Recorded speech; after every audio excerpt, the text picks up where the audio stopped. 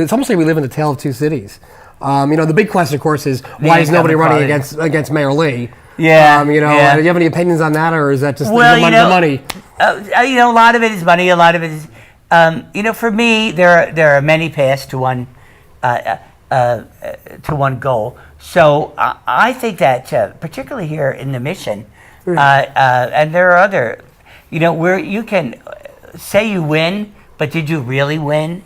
Maybe the candidates that you want don't win, but the policy is there. That's what I meant previously when I said the Board of Supervisors votes moderate, does all these things, but actually they're more progressive than they think. So I'd love to have a viable candidate against the mayor. I'd love to kick his ass and all that. But as we're looking at that, we should also look at ways where it's not necessarily black and white.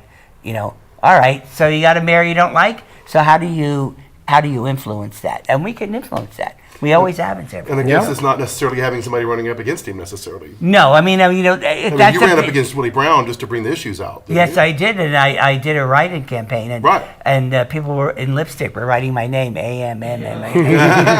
Willie Brown still doesn't acknowledge that ever happened. So sweet. The write-in part was very upsetting to the political consultants. I bet, because it wasn't what they wanted to have, or how they planned it to happen. No, and they made millions, and this cost like $25. Yeah, and my understanding is it actually raised some of the issues that he had to respond to. That was the important thing, and the outcome was after Willie Brown won against me in the write-in, we moved to what they call district elections.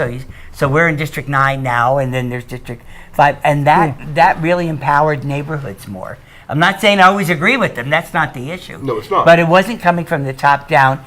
District elections really provides more from the bottom up. And so when the elections happened after Willie won, every one of his appointed people, I'll be nasty and say his puppets who always voted with him, got tossed out of office. And new people came in and they confronted some of the policies that the mayor had that weren't that great. And that was a result of the write-in race, that we excited people. We didn't win the election, but it was more than about winning that particular office. It was about the momentum behind it. And very true. And we really benefit from that. Well, there's so much in the news today. I mean, in Facebook and Twitter, people are complaining about how much everything costs and how everything's changing. At least there needs to be a foundation where we discuss the issues that are being brought up, because by having them going uncontested, does that mean they're upset but not that upset? Yeah.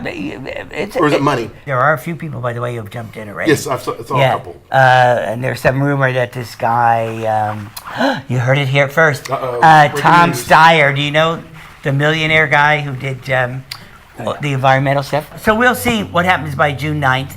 And if there's no opponents, does that mean that the attitudes and policies of that mayor will prevail? No, not necessarily. True. At all. Because that's go through the board. It will be easier, of course. In San Francisco, we all take control of our own lives, and then it wouldn't matter who the mayor is.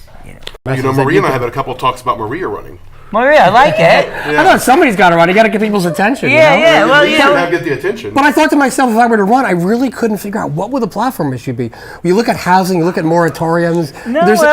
I couldn't even articulate what to do. It's so complicated. I don't know. You're very articulate. You can do it. I think we just all need to have more fun. That's what I think.